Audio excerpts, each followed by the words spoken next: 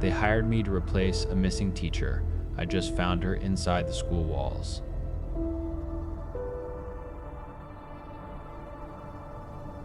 The last time I touched bourbon was the night I saw Elodie's face on the side of a milk carton. That's not quite right. The last time I touched it, I was pouring the whole bottle down the kitchen sink, the amber liquid glugging and swirling away into the city's plumbing. But after seeing her face, that small, trusting smile from a 33-year-old photograph, the world took on a hard, sharp edge that alcohol couldn't dull. It could only make it worse. I drove home from the grocery store in a daze. I shouldn't have. My hands shook on the wheel. Elodie would be 41 now. The thought was an anchor in the storm of my mind. A girl, missing for 33 years. A substitute teaching job that started 33 years ago. What the fuck did that mean? Sleep didn't come. I laid in bed while my brain fizzed, useless thoughts breaking the surface like gas bubbles in a swamp. I got up. I scrubbed my apartment until the smell of bleach burned my nose. I threw out all the junk food. I swore I'd start running. You don't understand the value of a mind that works right until you feel yours slipping, fraying at the seams like old rope. Morning didn't help. The clean, rational light of day just made the shadows in my head look darker. I had to go back. This wasn't about the money anymore. The check was in my account. The debt was paid. This was a need. A deep, cold, terrified need to know. The front desk, where Ms. Althea usually sat with that placid, unreadable expression, was empty. The entire lobby was empty. My footsteps sounded like gunshots on the polished marble.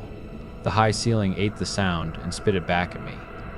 Even the hiss and click of the heavy front door locking behind me felt amplified, final. Once I passed through the inner doors into the classroom wing, the world went silent. The sound of my own shoes turned dull, muffled. The air felt thick, heavy.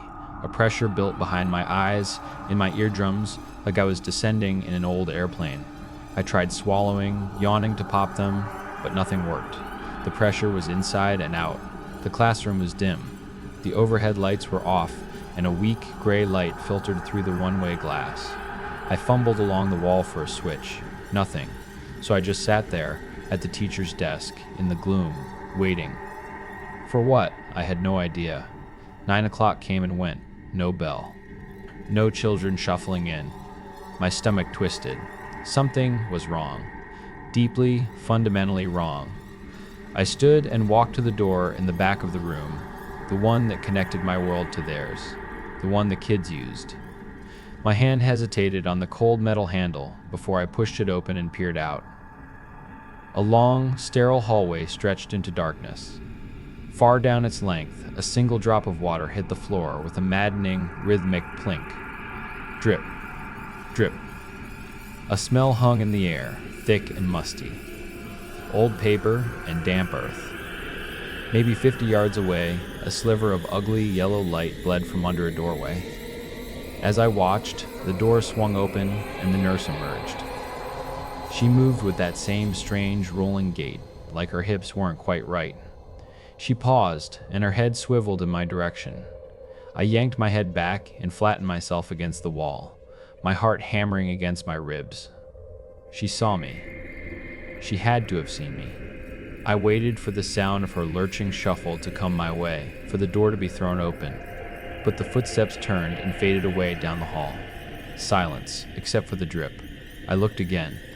The hallway was empty. I took a step out of the classroom, then another. Crossing that threshold felt like a violation, but the world didn't end. The pressure in my ears didn't change. I was in. I crept along the wall, every sense screaming. This was a bad idea. A stupid fucking suicidal idea. But my feet kept moving toward that sliver of yellow light.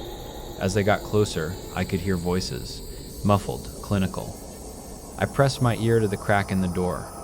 About 80% capacity. A dry, reedy voice. We'll need to accelerate if we're going to meet the timeline, a second voice answered, deeper, calmer. I heard the scrape of a chair and footsteps moving toward the door. Toward me. Fuck. My eyes shot around the hallway.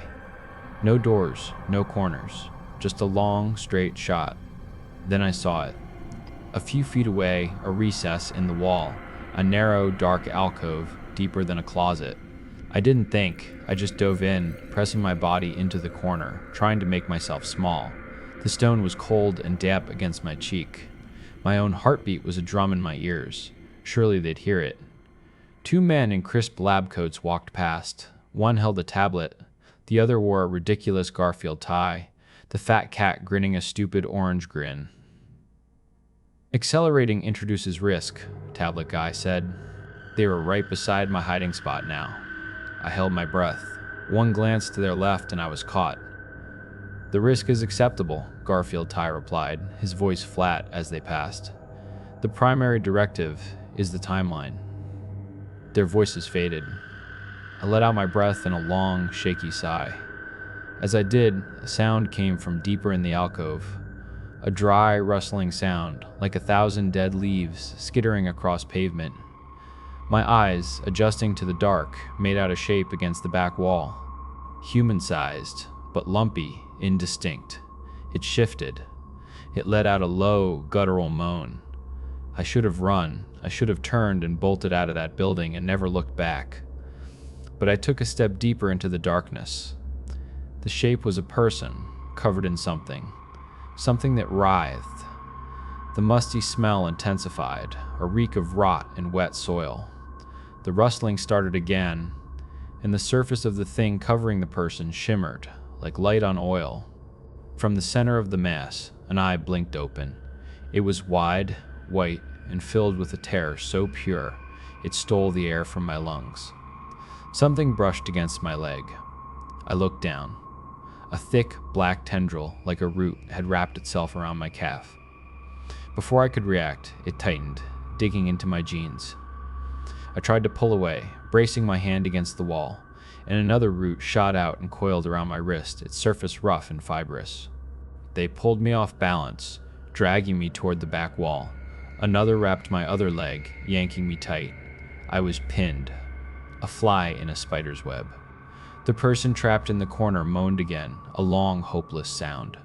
I struggled, but it only made the roots tighten their grip, crushing, relentless. One snaked up my chest and around my neck. Another circled my head, and I felt tiny, sharp points prickle my scalp. A dull ache began to spread, like 1,000 needles slowly pushing in. The tendrils were trying to get inside my skull. I was completely, utterly fucked. Then it came. A presence. Not a sound, not a sight, but a feeling. Something slid into my consciousness, that private, silent space where you are always alone. It felt cold, ancient. It wasn't angry or malicious. It was just searching, probing the edges of my thoughts, sorting through memories with a detached, reptilian curiosity. I closed my eyes, waiting for the end. I don't know how long I was trapped there, pinned to the wall with that thing in my head. An hour? A minute? Then, just as suddenly as it began, it was gone. The presence vanished. The tendrils loosened, uncoiling from my body and retreating into the darkness. I fell to the floor in a heap, gasping. Something glinted on the floor in front of me. A small, plastic rectangle. I snatched it, shoved it in my pocket, and scrambled to my feet. I didn't creep this time. I ran. A flat-out, blind panic sprint down that endless, dripping hallway. The door to the classroom seemed miles away. I burst through it, across the empty room, up the stairs, and out into the shocking, normal daylight. I fumbled for my phone in the car. The screen was black. Dead battery. The drive home is a blur. I remember standing in the shower for a long time, the water scalding hot, trying to scrub the feeling of those roots off my skin. The feeling of that presence out of my head. I plugged my phone in. After a few minutes, it blinked to life.